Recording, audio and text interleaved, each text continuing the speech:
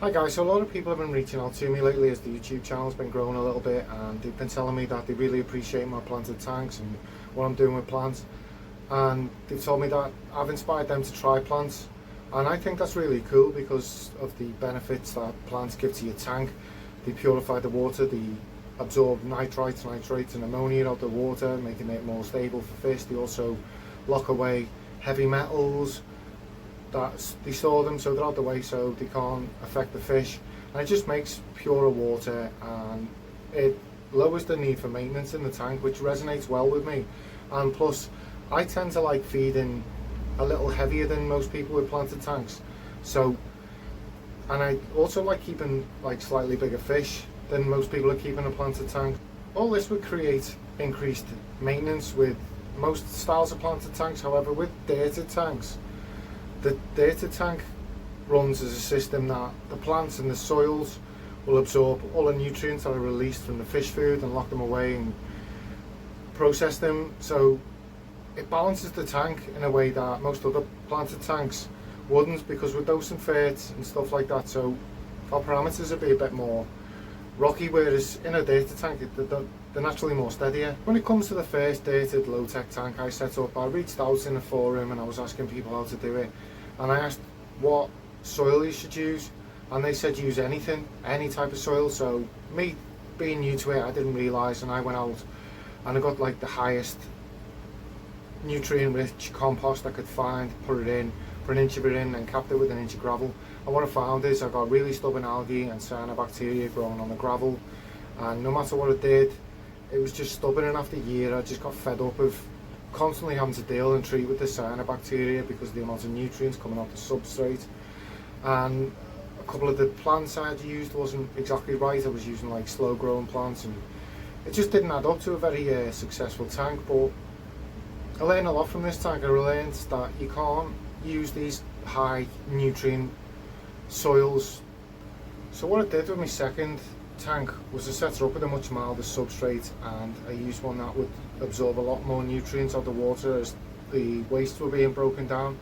And it was at this time I started doing a lot more research into how to run data tanks, and I'd capped that tank with a lot of sand, as you can see in the picture. And what I realised was it ran for about 6 months great, and then everything just starved of nutrients.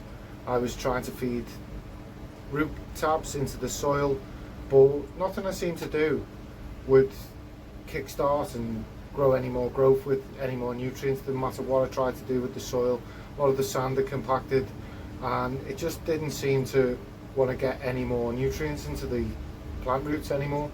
So my third data tank was where it got really interesting for me. I used the right type of soil this time, and I used a cap, but the problem with the cap was I used molar clay, thinking it absorbs nutrients, it holds it for the plant roots. But what it also does is it wouldn't let the gas, as gas was exchanging, it wouldn't let it out, so it was building up under the cap. And you could see it when you touch the cap, that it rocked when you were touching. You could see it like it was floating on something, and it wasn't letting these gases out, and the plant roots were in these gases, and it burnt all the roots off the plants. So a lot of the plants struggled in it. But while all this was going on, I read one edition of the Walstad method, another edition had come out, and I read that one, the most latest one, which has got a load of updated stuff in it. And like I really learned loads about it. I learned all little different things, all little different areas of interest. I learned that stem plants probably aren't the best type of plants for a Walstad method or a data tank in the long term, because they'll grow, you trim them, they grow, you trim them, and then that bottom half, it starts, as it ages, it starts getting less and less effective. And ideally we want heavy root feeding plants in there, and we want floating plants to pull out the excess nutrients, and that's the best way to balance a Walstad tank or a data tank. Now the next tank I set up was a bit of an experiment, but it turned out to be an absolute peach of a tank. I put a load of crypts in the dirt, and then I had a bit of LOD denser in the tank. I've always got LOD denser in my tanks, you'll see them in all my tanks, LOD denser. But the LOD denser rooted down into it, and the crypts were in it, and it just flew. It was this in this tank, and I thought I'd run it as a bit of an experiment. And you could see loads of roots, and and you could see loads of roots, and it just flew, and it was brilliant. And I could see how my research over the last couple of years, or the last few years, had paid off with this tank. So now this is my current rendition of a Walstad tank, and I think it's absolutely flying. There's loads of positive signs out of it. I watch the gases escape out the soil every now and again, so there's no gases building up. The plants are absolutely flying. There's a few little dots of what may be potassium deficiency in the plants. There's a few little dots on the leaves, so I'm going to investigate that and find out whether I need to start dosing a little bit of potassium. But apart from that, everything's flying. There's been a couple of lily bulbs that haven't done well in the last couple of tanks. As soon as I put them in this tank, they're growing already. There's Amazon swords that have been in my last couple of tanks that they haven't been doing well. They've been in the last couple of Walstad tanks. They've exploded. They've started growing much faster. There's just so many positive signs coming out this tank. The dwarf sedge has grown, if you can see where my finger is, it's grown from here right across to here in the last month or so. There's loads of it coming up. So there's loads of really positive signs going on, and now I'm a lot more educated to look what might not be going right and be able to deal with it before it gets into a big issue. And I'm really looking forward to seeing how this tank progresses. I've got another tank set up in the house which I'll show you. But I really enjoy this style of planted aquarium, and what I'm learning is I really like the big heavy rooted plants, the likes of your bulbs, your Amazon swords, your Ponticetans, the crinums. As you can see, there's a crinum calamastratum in the middle. Absolutely loves it in here.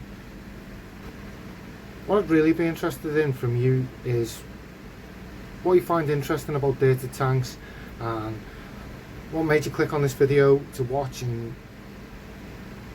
what other topics regarding dated tanks are you interested in, and would you possibly like to see more content about? Because I'd be really interested in hearing from people of what sort of content they'd like me to put out next, because I'm really interested in dated tanks and it's something I'm following, and I'd love feedback from other people. If you're an absolute beginner, that'd be perfect. I'd love to know what has inspired you and the information you'd like. This is my last of my current Walstad tanks, and this one I set up a little while before. The last one I think I set it up about a month before, and it inspired me to do my other one, to be honest. It was the fact that it was just running really well. It started well, it flew from the beginning. I used the right soil, the right gravel mix, the right depth. The plant's roots were in the soil within days, and everything had taken off so fast, and everything's done really well since. And it's made me want to do a few more tanks. I'm thinking of doing one with a load of big heavy root feeders like crinum and Ponticetans, lilies, Amazon sword, loads of big crypts, just loads of big massive leaf plants. I think it'd look amazing, and that's what I want to do. I want to have a go at certain types of aquascaping with Walstad style aquariums.